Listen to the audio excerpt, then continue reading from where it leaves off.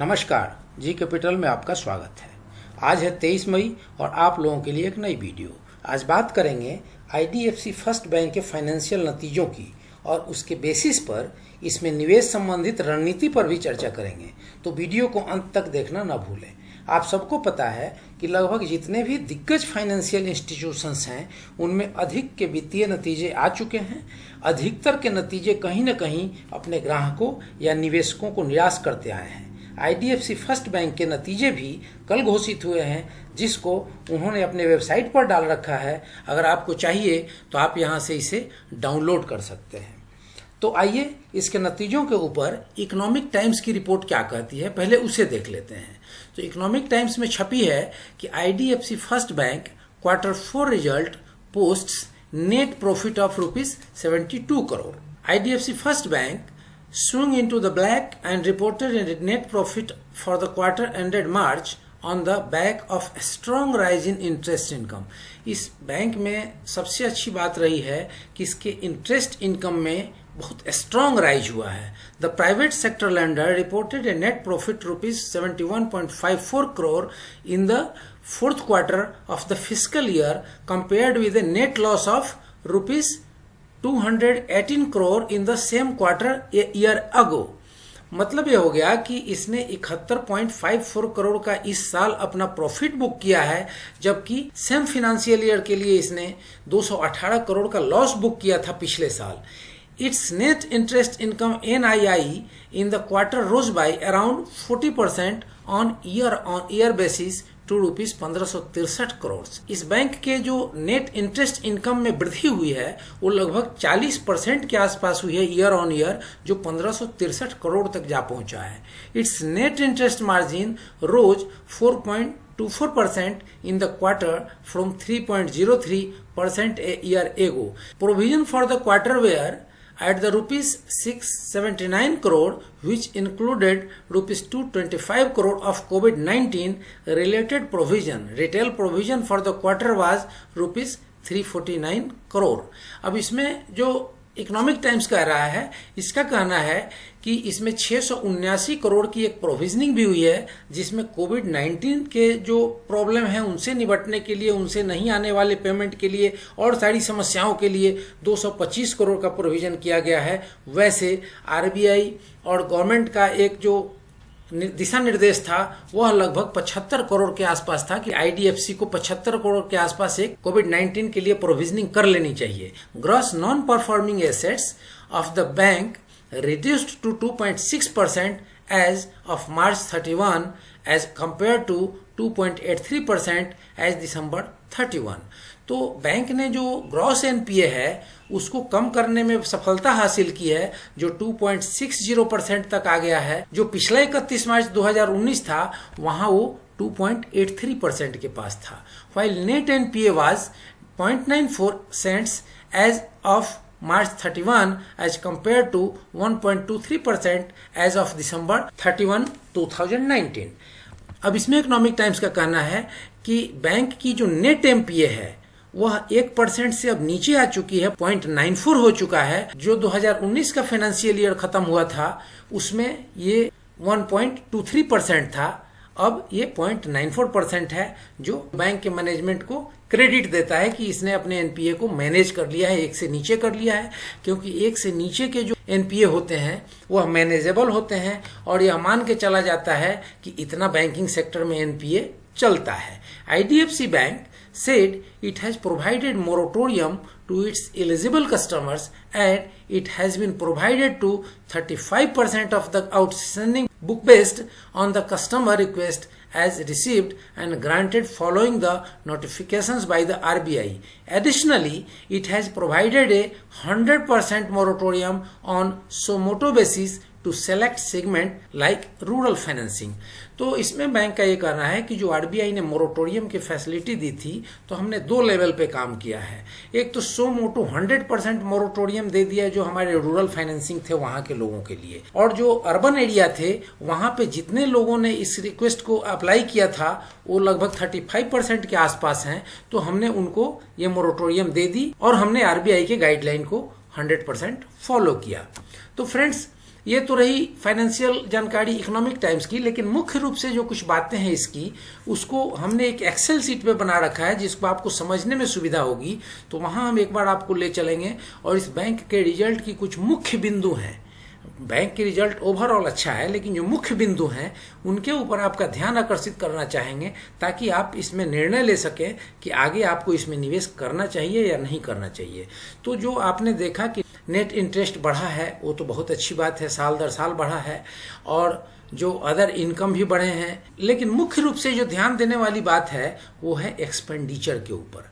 तो एक्सपेंडिचर में आप यहाँ देखेंगे कि जो इंटरेस्ट एक्सपेंडिचर हुआ है पिछले जो क्वार्टर्स हैं या पिछले साल हैं वहां से इसमें काफी कम हुआ है। तो इसका मतलब है कि बैंक ने जो भी अपना अमाउंट लिया है अपने फाइनेंसियर से या आरबीआई से, तो उसके ऊपर जो इसने ब्याज दिया है वह बहुत कम दिया है और उसने अपने ब्याज देने की राशि को ऑप्टिमाइज किया है। तो कहीं ना कहीं ब्याज बचाया है।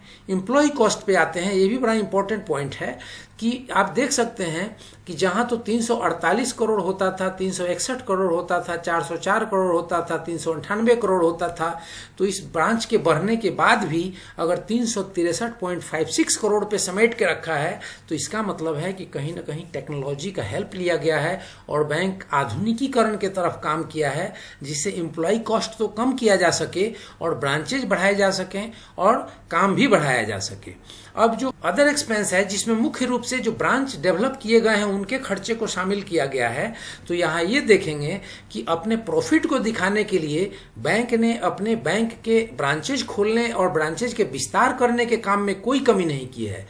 जितना पिछले साल हुआ था उससे ज्यादा यहाँ पर किया गया है, जितना पिछले क्वार्टर में हुआ था उससे ज्यादा यहाँ पर किया गया है।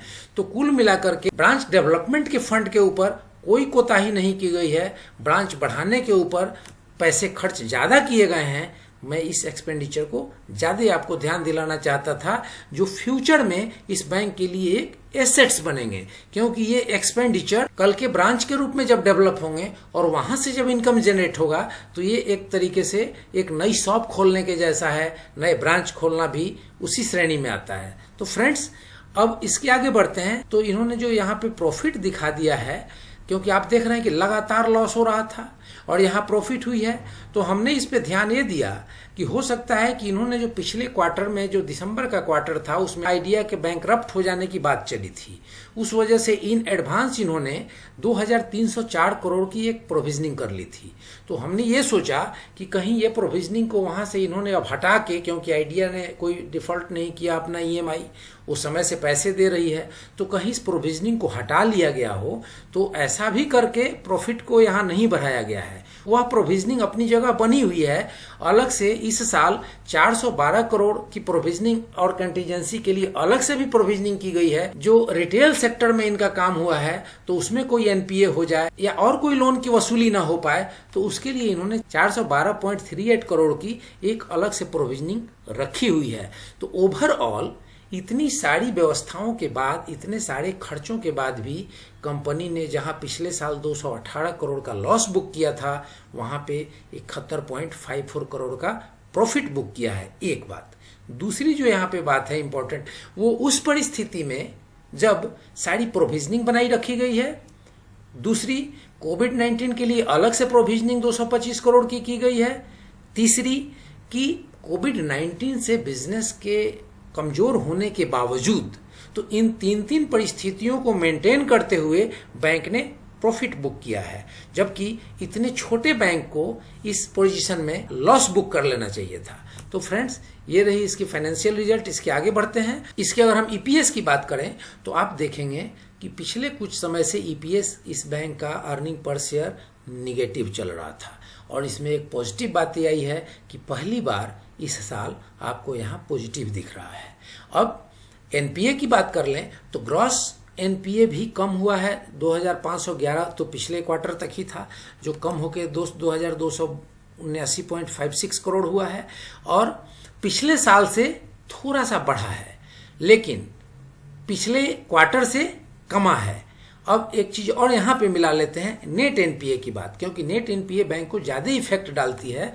तो नेट एनपीए पिछले साल से यहाँ पे आप देख रहे हैं कि 1106 करोड़ था पिछले साल, वो अब की बार घट के 808 करोड़ हुआ है, जो बैंक के लिए पॉजिटिव संकेत है। अगर पिछले क्वार्टर से भी इस क्वार्टर की अगर तुलना की जाए नेट एनपीए की, तो आप देख सकते हैं कि लगभग 20% के आसपास कम हुआ है। 1071 करोड़ होता था, वो अब 808 करोड़ है। तो ये भी एक पॉजिटिव साइन है। और सबसे जो परसेंट में पॉजिटिव साइन आपको समझ में आएगा वो ये है कि किसी भी बैंक का जब 1% से कम एनपीए होता है, उस बैंक के मैनेजमेंट की गिनती अच्छे रेटिंग वाले बैंकों में होती है। तो यहाँ पे आप देखेंगे कि परसेंटेज ऑफ नेट एनपीए अब 0.94 हो चुका है, जो 1 से कम है। यही पिछले क्वार्टर तक 1.23 था, जो 1 से ज्यादा था। जबकि आपने देखा होगा कि बहुत अच्छे अच्छे जो बैंक हैं उनकी 2% और 3% तक नेट एनपीए जा चुकी है। अब पिछले दिनों इसके अगर कारोबार की स्थिति को देख लें तो आप यहाँ देखेंगे कि ह्यूज क्वांटिटी का ट्रेडिंग हुआ है। 4,47,79,390 शेयर्स की टोटल ट्रेडिंग होती है, जिसमें 1,48,24,514 शेयर्स की डिलीवरी होती है। स्ट्रॉन्ग डिलीवरी 33.11% का है।